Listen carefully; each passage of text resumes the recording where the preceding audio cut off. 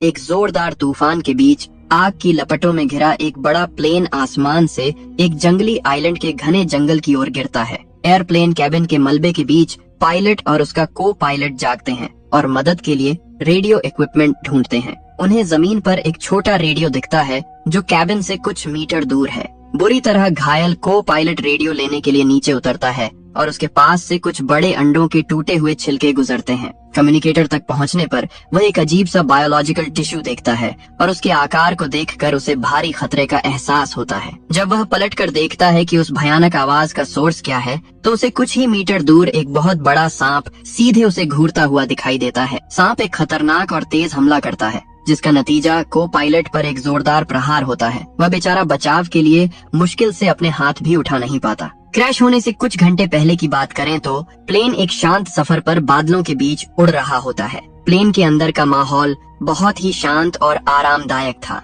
लोग अपनी अपनी दुनिया में खोए हुए थे। किसी को भी इस बात का जरा सा भी अंदाजा नहीं था कि अगले ही पल मौत उनके सामने खड़ी होगी। क्रू अपनी स्टैंडर्ड इन फ्लाइट सर्विस पूरी करता है और पैसेंजर्स से अपनी सीट ठीक करने और खाने के लिए ट्रे नीचे करने को कहता है। एक बूढ़ा आदमी शांति से सोते हुए खर्राटे ले रहा होता है। उसके बगल में एक और जवान आदमी चिंता से अपनी इंश्योरेंस पॉलिसी देख रहा था। अचानक वह आदमी सी फूड मार्केट में केकड़ों के बर्ताव के बारे में सोचने लगता है कि कैसे वे हमेशा भागने की कोशिश करते हैं, लेकिन उन्हें माहौल या दूसरे केकड़ों द्वारा रोक दिया जाता है। ये इंसानी जिंदगी का एक सीधा उदाहरण था। तभी एक फ्लाइट अटेंडेंट उसे पानी देती है और उसकी सोच टूटती है। वह पानी लेने से मना कर देता है और सोचता है कि जिंदगी कब इतनी मुश्किल हो गई। हल्के टर्बुलेंस की वजह से फ्लाइट अटेंडेंट आगे बैठे एक पैसेंजर पर थोड़ा पानी गिरा देती है। उस औरत का चेहरा देखकर आदमी को एयरपोर्ट पर उससे हुई बातचीत याद आती है। उसे वह नेकलेस याद आता है जो उसने उससे मिले एक स्माइली फेस स्टिकर से बनाया था। कॉकपिट में क्रू शांति से बातें कर रहा होता है। उन्हें अंदाजा नहीं था कि वे एक बड़े तूफान की ओर बढ़ रहे हैं। फ्लाइट की शांति अचानक तेज और अजीब टर्बुलेंस से टूट जाती है। एयरक्राफ्ट जोर से हिलने लगता है। पैसेंजर्स में घबराहट फैलती है, कैबिन में चीजें उड़ने लगती हैं और इमरजेंसी अलार्म बजने लगते हैं। प्लेन के एक इंजन पर बिजली गिरती है, जिससे इंजन खराब हो जाता है और विंग में आग लग जाती है। पायलट नेविगेशन इंस्ट्रूमेंट पर देखते हैं कि ठीक आगे एक आइलैंड है जो मैप में नहीं है, लेकिन पानी में लैंडिंग बहुत रिस्की होगी, इसलिए वे आइलैंड की तरफ बढ़ते हैं। वे लैंडिंग प्रोसेस शुरू करते हैं और प्लेन जोर जोर से हिल रहा होता है। इस बीच उस आदमी को अपने अतीत के फ्लैशबैक्स आने लगते हैं, जिनकी वजह से उसकी जिंदगी बर्बाद हो गई थी, जैसे उसकी माँ की मौत। अचानक प्लेन जमीन पर क्रैश होते ही टूटने लगता है। वह आदमी एक जंगली जंगल के बीच हैरान और अकेला उठता है और हादसे में बचे दूसरे लोगों को ढूंढने निकल पड़ता है। थोड़ी देर घने पेड़ पौधों के बीच चलने के बाद उसे डर का भयानक मंजर दिखता है। चारों तरफ खून और तबाही मची हुई थी। जो लोग बच गए थे उनकी आंखों में सिर्फ मौत का खौफ और बेबसी छाई हुई थी। हाउरेन को समझ नहीं आ रहा था कि वह इस भयानक सपने से कैसे बाहर निकलेगा, लेकिन उसे यह पक्का पता था कि अगर जिंदा रहना है तो उसे हिम्मत दिखानी ही होगी। प्लेन पूरी तरह से तबाह हो गया था। कुछ लोग मर चुके थे और बचे हुए लोग निराशा में चीख रहे थे। वह कैबिन की तरफ उस औरत की मदद करने के लिए दौड़ता है जिसे उसने मलबे से अपने बॉयफ्रेंड को बचाते हुए देखा था। जब वह औरत उस आदमी का चेहरा देखती है तो वह थोड़ा कंफ्यूज्ड होकर उसे हॉरेन कहकर बुलाती है। क्रू बचे हुए लोगों की अच्छी तरह से देखभाल करने की कोशिश करता है। बचे हुए लोगों में से एक आदमी कॉन्फिडेंस के साथ कहता है कि ग्रुप के बचने का एकमात्र मौका यह है कि सब एक साथ मिलकर उस जगह की ओर चलें जहां प्लेन का कैबिन गिरा था, क्योंकि वहां रेडियो ट्रांसमीटर था। वह जोर देता है कि सभी को अपनी भावनाओं पर कंट्रोल रखना चाहिए और पानी तथा खाने की व्यवस्था करनी चाहिए। फिर वह पास में दिखे एक बड़े नुकीले फल को पकड़कर उसे हल्के से थप्पड़ मारता है। फल उसके हाथ में ग्रेनेड की तरह फट जाता है और उसके अंदर से एक खतरनाक करोसिव लिक्विड उस आदमी के पूरे शरीर पर फैल जाता है। कुछ सेकंड बाद वह तड़प कर मर जाता है, जो इस बात की चेतावनी थी कि उस इकोसिस्टम का हर हिस्सा जानलेवा है। एक और पैसेंजर ग्रुप को लीड करने की कोशिश करता है और बताता है कि उन्हें कैबिन क्रैश की जगह तक पहुंचने में कम से कम 2 दिन लगेंगे। वह सबका कॉन्फिडेंस बढ़ाने के लिए कुछ शब्द बोलता है और चलना शुरू कर देता है। हालांकि कुछ कदम आगे बढ़ते ही एक बड़ा मांसाहारी पौधा उसे जिंदा खा जाता है। ग्रुप यह देखकर घबरा जाता है कि वे इन पौधों से घिरे हुए हैं, जो अपना मुंह खोलते ही अपने पिछले शिकार के बचे हुए हिस्से दिखा रहे थे। उन राक्षसी पौधों की जड़ें जमीन के अंदर किसी विशाल सांप की तरह रेंग रही थीं। हर एक कदम पर मौत उनका इंतजार कर रही थी। लोग अपनी जान बचाने के लिए एक दूसरे को पीछे छोड़कर भागने लगे, लेकिन उन पौधों की रफ्तार इंसानों से कहीं ज्यादा तेज थी। ये मंजर ऐसा था मानो पूरा जंगल ही उन्हें जिंदा निगल जाना चाहता हो। बचे हुए लोग खतरे से बचने के लिए बेताब होकर भागते हैं, लेकिन पौधे सांपों की तरह चलते हैं और उनमें से कई को आसानी से अपना शिकार बना लेते हैं। हाउरेन एक ऐसे आदमी की मदद करता है जो अपने सूटकेस की रक्षा ऐसे कर रहा था जैसे वह उसकी जान हो। जब वह जमीन पर गिरता है और अपनी इंश्योरेंस पॉलिसी देखता है तो उसे याद आता है कि लोग उससे पैसे मांग रहे थे और वकील ने कहा था कि अगर उसे कुछ हो गया तो 6 मिलियन का पेमेंट किया जाएगा।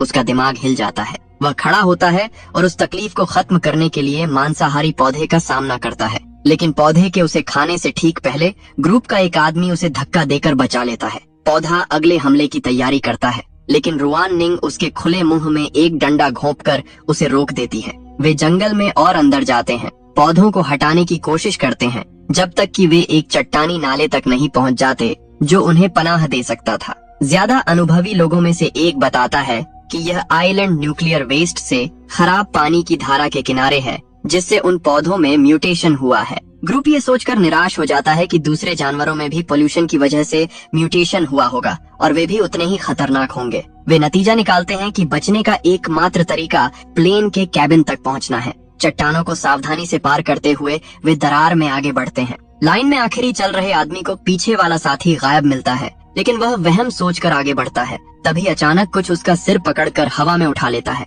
उसके साथ मौजूद दूसरा जवान आदमी उसे गायब होते देखता है और बाकी ग्रुप को चेतावनी देने दौड़ता है, लेकिन वह विदेशी भाषा बोलता था, इसलिए सब कंफ्यूज हो जाते हैं। एक और आदमी उसका मैसेज समझ जाता है, लेकिन जैसे ही वह सबको समझाना शुरू करता है, उसे एक बड़े छिपकली जैसे मॉन्स्टर के हमले से रोक दिया जाता है, जिसकी जीभ गिरगिट की तरह निकली होती है। कुछ ही सेकंड में वह आदमी खा लिया जाता है और दूसरी छिपकलियां भी ग्रुप के पास आ जाती हैं। सब बेतहाशा भागते हैं और चट्टानों की पतली सी जगह से गुजरते हैं। तभी उनमें से एक पत्थरों के बीच फंस जाता है। ग्रुप का एक सदस्य उसे बाहर निकालता है और बाल बाल बचता है। ग्रुप का एक हिस्सा खाई से बचकर ऊंची जगह पर पहुंच जाता है। हाउरेन, रुआन निंग और एक दूसरा सर्वाइवर पीछे छूट जाते हैं। एक मॉन्स्टर दूसरे सर्वाइवर को पकड़ता है, लेकिन उसके भारी वजन की वजह से उसे खींच नहीं पाता। फिर छिपकली रोन निंग पर हमला करती है। हाउरेन उस औरत का हाथ पकड़ लेता है, जिससे वह मॉन्स्टर के जबड़ों में नहीं फंसती। फिर मॉन्स्टर उसे छोड़कर हाउरेन पर ही हमला कर देता है।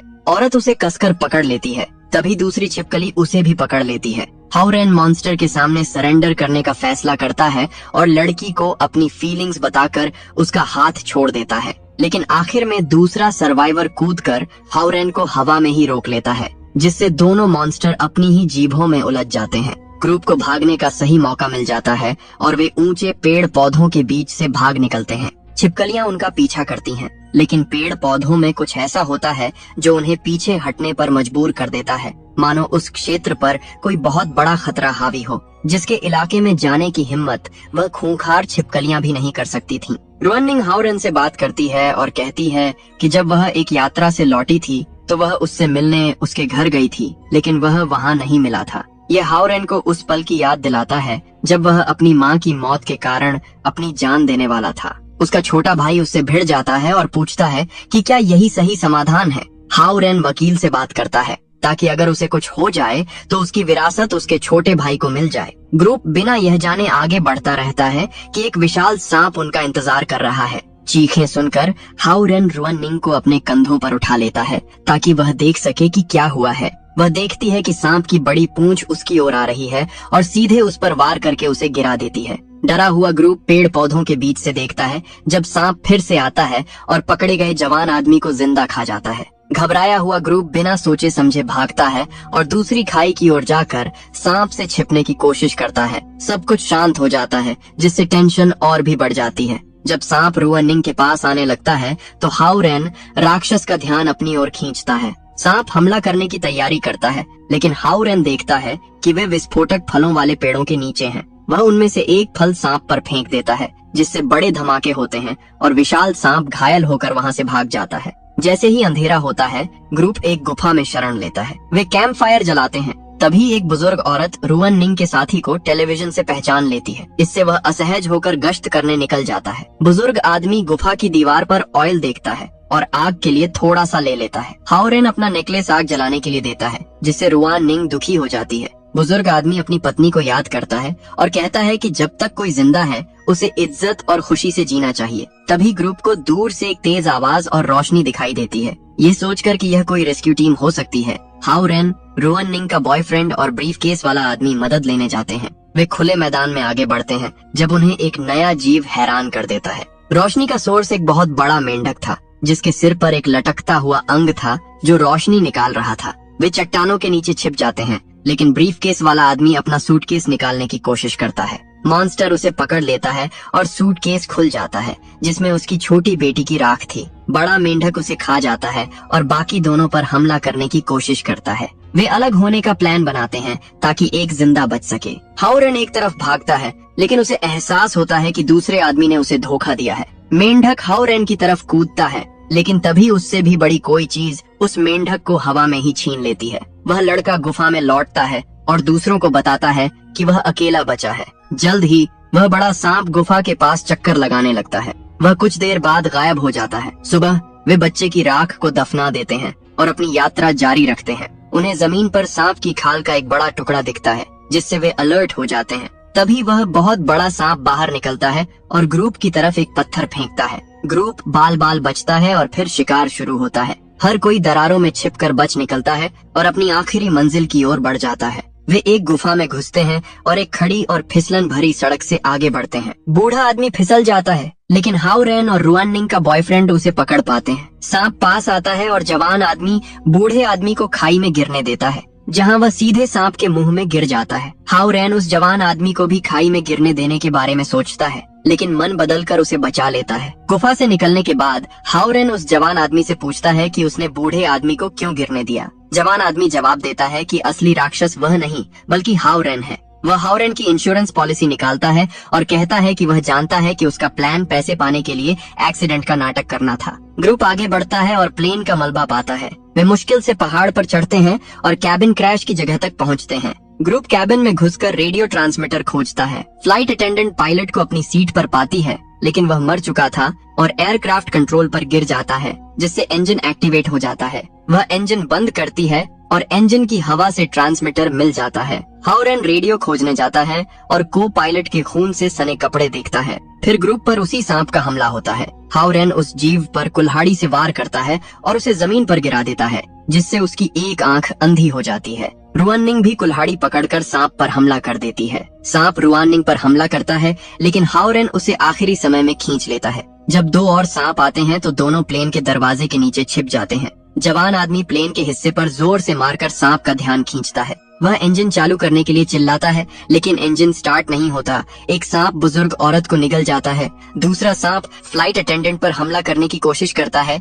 लेकिन एक आदमी खुद सामने आ जाता है। हालांकि कोशिश बेकार जाती है, क्योंकि दूसरा सांप पीछे से आकर उस बेचारी औरत पर हमला कर देता है। जवान आदमी देखता है कि दो सांप उस पर हमला करने आ रहे हैं, लेकिन अचानक फ्लाइट अटेंडेंट की आखिरी कोशिश से प्लेन का इंजन चालू हो जाता है। इंजन की ताकत सामने की हर चीज को खींचने लगती है और जबरदस्त सक्शन उस सांप को खींच लेता है जो हाओरेन और रुआन निंग पर हमला कर रहा था। वह विशाल सांप अपनी पूरी ताकत लगाने के बाद भी उस भयानक सक्शन से बच नहीं पाता। देखते ही देखते उसका भारी शरीर इंजन के नुकीले ब्लेड से टकराता है और वह पूरी तरह कटकर खून के फव्वारे में बदल जाता है। उस उथल पुथल के बाद रुआन निंग का बॉयफ्रेंड बताता है कि गुफा के अंदर उसने बुजुर्ग आदमी का हाथ नहीं छोड़ा था, बल्कि बुजुर्ग आदमी ने खुद पकड़ छोड़ी थी। प्लेन के धुएं के नीचे एक बहुत बड़ा सांप पास आता है और उस जवान आदमी को निगल जाता है। हाओरेन और रुआन निंग कैबिन की तरफ वापस भागते हैं। सांप कैबिन को लपेटकर हमला करना शुरू करता है। हाओरेन को रुआन निंग की बात याद आती है